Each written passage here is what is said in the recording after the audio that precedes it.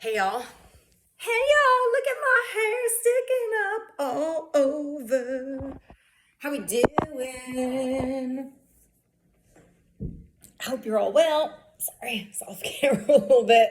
Packed in 15 miles yesterday. Got like 2,500 elevation gain. It was a good day. My feet were hurt, and when I got home, it was like a roller coaster. I rarely do two trails in a day, but it just happened to pan out that way. But I was in the same forest area.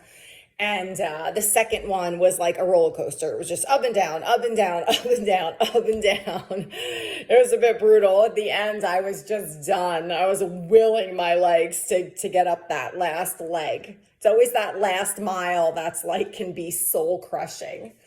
Anyway, it was a good day and a beautiful day, right? The weather was gorgeous. Well, for people in my area.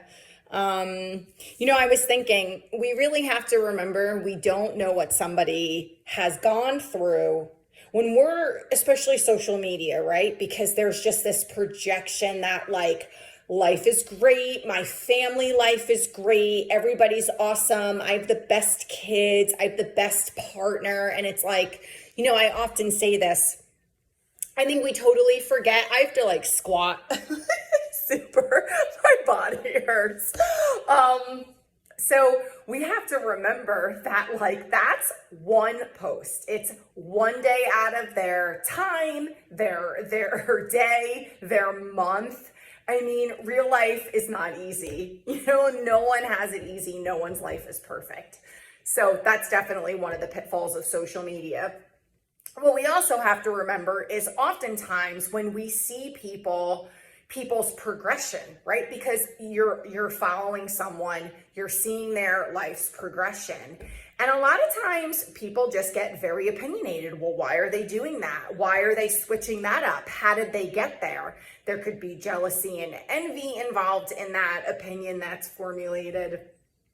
And I think we have to remember, we don't know what anyone else is going through. We don't know what propelled or projected somebody to that point in time in their life.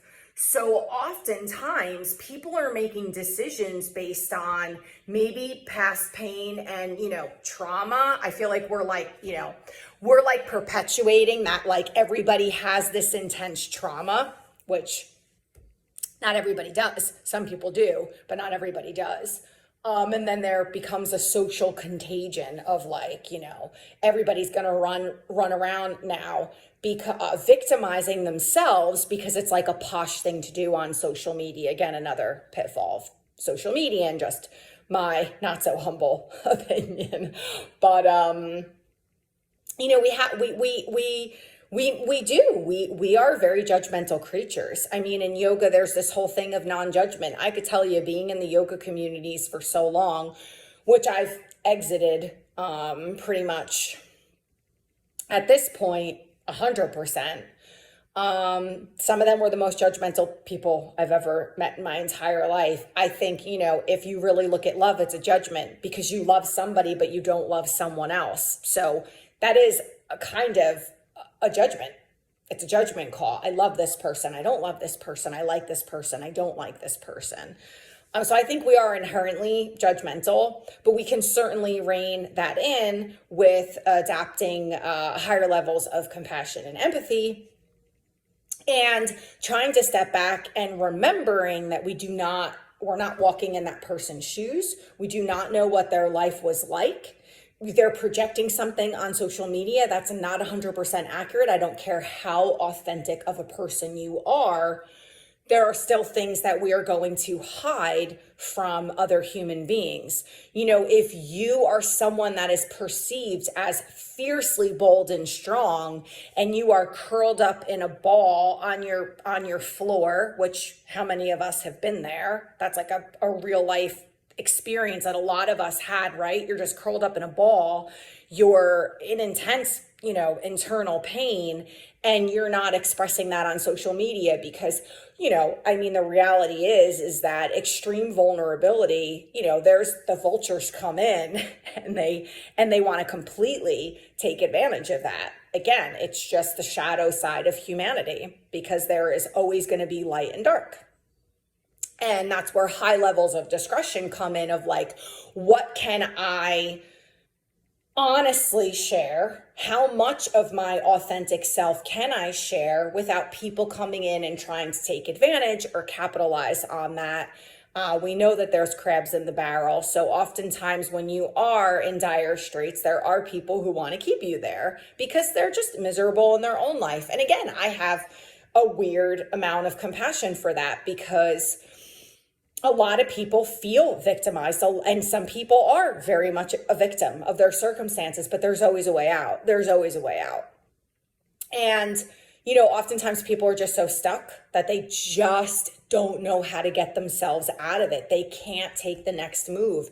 And sometimes, baby steps are very much like, I would never encourage somebody to go beyond that. Like one foot in front of the other, one step at a time, don't overwhelm yourself. And then I'm more of an all or nothing, balls to the wall. And that's not always great, but however, it sometimes serves you really, really well. Sometimes you have to make those bigger, bolder moves to elicit change and move that stagnancy out of your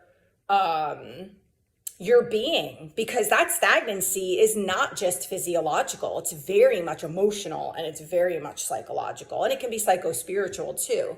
So these were just things that I was thinking about today. We have to be really careful with what we see on social media. We have to be really careful with the information that we're digesting. We really have to be careful with the comparison trap of like, look what that person's doing.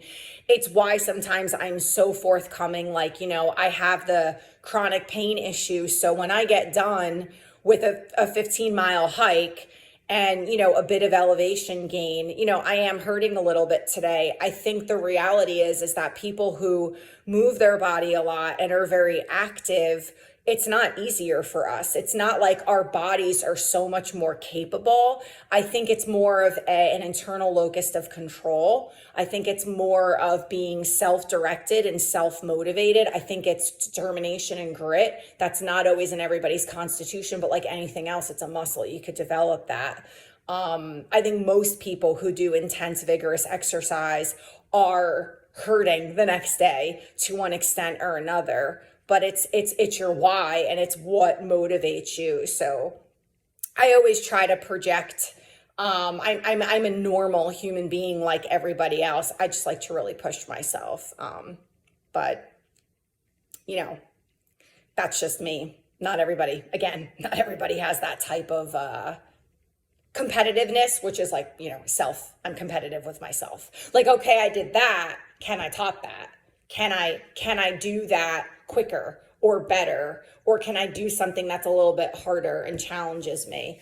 But anyway, the real point of this is seeing things on social media, and we really make these quick judgment calls, and we can become very unsupportive human beings, when you have to understand that a lot of times the things that you're seeing is because something propelled that person to that place in their life, to that point in time. And it could be a lot of hardship and a lot of strife. Most people are not handed the goose that lays golden eggs. If you don't know what I'm referencing, I'm so sorry. I don't think that we could be friends anymore. One of my all-time favorite movies. But not everybody's handed something on a silver platter. Most people have to work really, really, really hard for it. Anyway, hope that all made sense.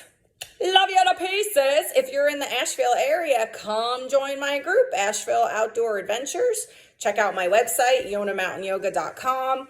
I would love to meet you live and in person. That is really the best way to maintain connections, not through our phones like I am doing now, which, yes, it has its benefit. But and if you ever visit the area, hit me up.